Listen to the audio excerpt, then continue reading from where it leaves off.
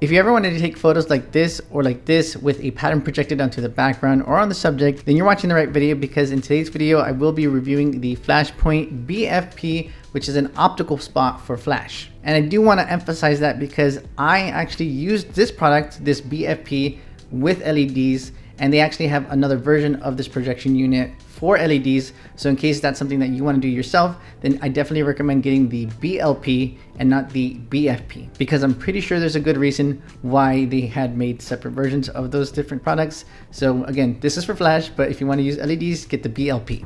I was pretty excited to get this product because I have seen images with different projection units over the past couple of years, and it's always been something that I wanted to try. But getting a studio is something that's not something that I typically prefer. I like to work outdoors in the natural elements. So studio stuff is not something I do often, but it has been on my list. In this video, I hope to not only show you guys what comes with this light and what it can do, but also give you a little bit of an insight into my experience with it, and also a little bit of tips that would help you whenever you decide to try something out like this. As you can see on the screen, it does come with a carrying case right here. So let me just take off this part here. It does have an orange card on the top which says BFP for flash, but you can take out that card and replace that card with some information for your own business. You guys remember show and tell from kindergarten? Well, basically that's exactly what I'm gonna do right now. I'm gonna take out everything in this bag and show you guys individually what everything is. So this is the first thing that I wanted to show you guys, which is actually a gel holder. There are actually gels that were made specifically for this projection unit that you can put in here, little square gels. But in case you're like me and you want to use whatever you have, then you can just probably tape something in front of that. But it's best to just use what was made for this product. So I would definitely recommend getting those little square gels that are made for this in case you want to add some sort of color to whatever you're projecting. Next up are the gobos and the carrying case for the gobos. I will show you guys what all the different patterns are right now in a second. But basically these little metal circles are what you're going to insert into the BFP, and that's going to determine what kind of pattern gets projected from the BFP or the BLP in case you guys decide to get the BLP. So I'm just going to open this up and show you guys all the different patterns right now. There's this pattern right here, this window-like pattern right here, another window pattern, some flames, and one more window pattern that is a little bit slanted. I'm pretty sure I have another gobo inside the BFP right now, and that's going to be just the horizontal stripe. So I'll show you guys that in a second when I get the BFP out. One thing I did want to mention is that in case you want different patterns, I believe there are different options out there to buy from, but you can actually make custom gobos yourself from a company. I don't know the company's name, but Eli Infante did tell me there was a company that makes custom gobos. So in case you wanted to be extra fancy, and if you did like a high school senior portrait shoot, you could get a gobo of the mascot and project it onto the background, or, you know, different things like that. Or like, for example, a 15 for a quince or a 16 for a sweet 16 shoot, different ideas like that. Next up is the lens for the unit, and that's going to be an 85mm lens. They do actually have, I think another option is 48mm, 65mm, and 150mm. And basically what these different lenses are going to do and the different focal lengths is either project the pattern very, very small or very, very big and wide. So in case you want something that's going to project very big, then you would use a wider focal length. And in case you want it very small or something further away, then that would be like 150mm, for example. This lens is actually Canon EF mount. So in case you have any EF mount lenses, then you can actually use those lenses on this unit. But one thing I will say is that this is a prime lens, and that's going to be very important when you use a projection unit like this, for example, because if you have a lens that is a little bit more stopped down, like f4, for example, that's going to restrict light from coming out. So in case you don't have the strongest LED, or if you just need every ounce of light in your projection unit, then you definitely want to use prime lenses and not something that's stopped down like an f4 lens, for example. Let me just take off the cover, which is a little stuck on there. I'm not a huge fan of how the cover is, but you know, it does a good job securing the lens itself. So here is the lens itself, and you can actually see in the front here is where you're going to focus or defocus the pattern. So in case you don't want to have a sharp edged pattern, you can defocus the lens a little bit, and that'll kind of just blur that pattern a little bit. One thing I will say from my own experience using this is that I didn't really defocus the pattern, and that would have been something that would have been interesting in my own photo shoot with it. So I definitely recommend trying it out and defocusing and focusing to see which you feel is going to be better for your photo shoot. I'm going to just set this aside right now and then take out the BFP. So here is the big boy itself, the BFP, the Flashpoint BFP. Right here it says Flashpoint. On the other side, it does say BFP for flash. and not LEDs like I used it. Again, use the BLP if you intend to use it with LED lights. And what I'm noticing right now on the back, you can actually see the pattern right there, and you can see that that one gobo that I mentioned earlier that I forgot to take out is right there. This side is also where you put the lens. So in a second, I will put the lens on here to show you guys how it attaches.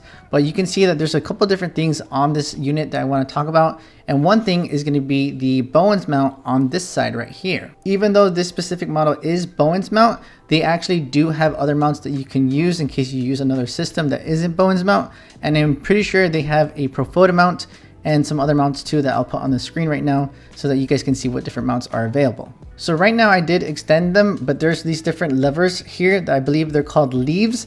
And these are going to be something that you can use to restrict the pattern from going into areas that you don't want them to be, or just be more specific with your pattern itself. One thing that's interesting about this product rather than other similar products is that you can actually see that there are degree symbols right there, because you can actually rotate this device.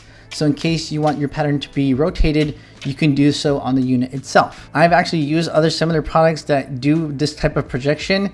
And whenever you don't have the pattern correctly where you want it to be, correctly rotated where you want it to be, you actually have to take out the gobo and then make sure that it's exactly how you want it, and then hope that it stays in that position when you put it inside the unit itself. Well, you don't have to do that with the BFP. You can actually just rotate it so you can get exactly where you want it to be. And lastly, you will see there are two different screws right here. You're going to loosen those up, and then you can remove this little bit of a flap, metal flap, and that allows you to take out the pattern, actually the gobo holder and the pattern inside the gobo. So you guys can see right now I have this gobo was inside right now, so you guys can see that. I'm gonna set that aside, and this is what's actually gonna hold all the different gobos and what you're gonna insert into the BFP along with the gobo itself. Remember when I told you guys about the different leaves? Well, you guys can see here in the middle where I'm gonna take out the leaves, and you can see that it's now not blocking the pattern that would be in the middle right there. But in case you do want to block it in certain different ways, you can see that you can do that by moving the different leaves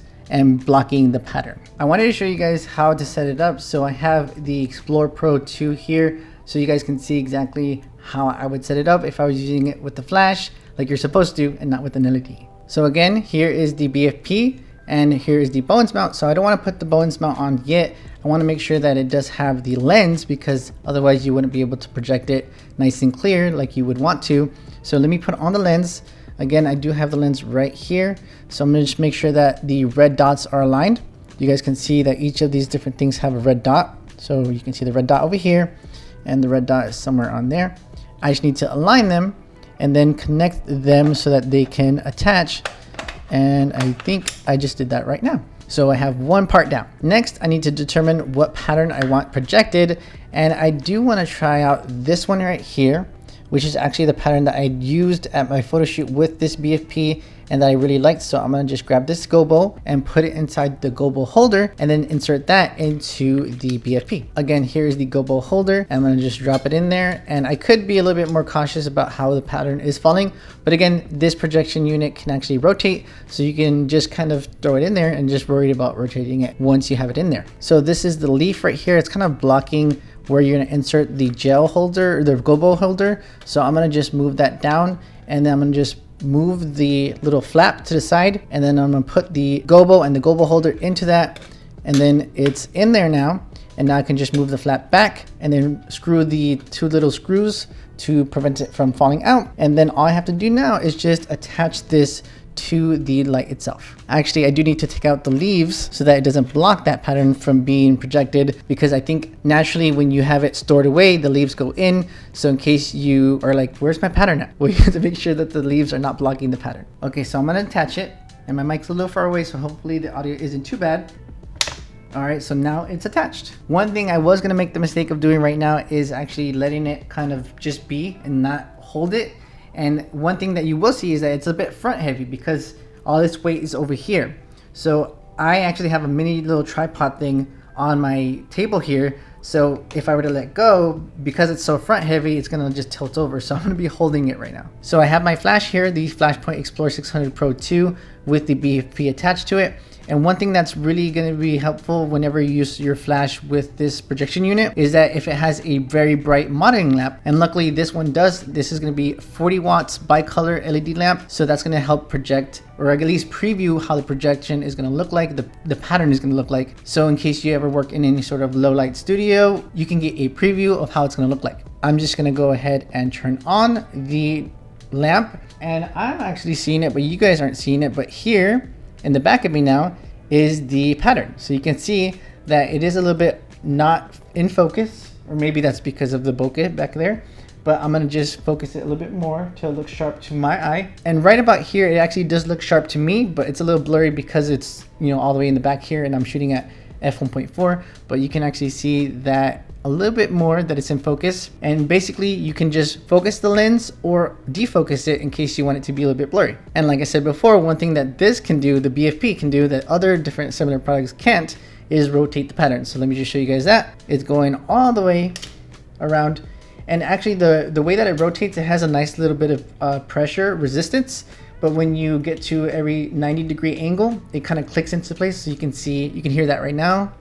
Yeah, every 90 degrees, it kind of has a little click. And that's pretty much how you would use this product. So I'm gonna just take this part and put it to the side so I can give you guys a little bit more of my experience and tips on how to use this unit. Actually, before I put this away, I wanted to show you guys the gel holder attached to it. So you can see, this is how that would look like. And you would just put the gels in the little square holder there. I lied again, so I'm going to show you guys how to take off the lens. There's a little button here you guys can see. I'm going to press that down and then rotate the lens, and then it'll come off. Actually, I almost forgot to let you guys know the price of the unit itself, which is going to be $299. So in case you guys have seen other options and they were more expensive, I would definitely recommend getting the Flashpoint BFP instead.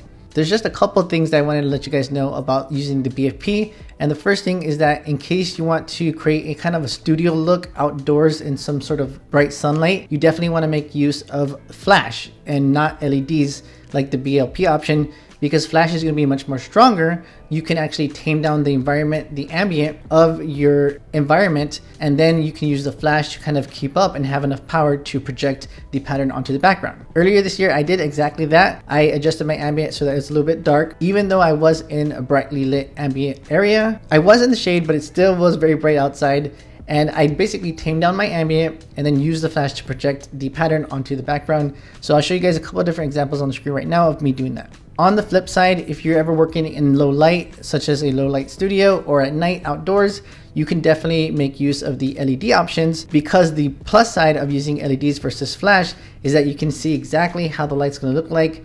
The downside of using flash is that even though you have the pattern in there and you can rotate it, you're not seeing how it's looking or how it's positioned until you take a shot. So in case you do any sort of shots where you have just a slit of light on the subject's eyes, you're going to be flashing them and flashing them and flashing them until you get the pattern exactly how you want it to. But when you use LEDs, you can position it differently and you can see exactly how it's going to look like before you even take a shot. The second thing is something I mentioned earlier in this video, but I want to reiterate, and that's in case you want to have a very big projection of the pattern. You want to use a wide lens, and if you want it to be very narrow and very small, you want to use something like the 150mm option that's available for the BFP. And that's pretty much it for this video. I will end it with a little bit of a video clips and photos using the BFP that I did at a photo shoot. So hopefully you guys enjoyed that.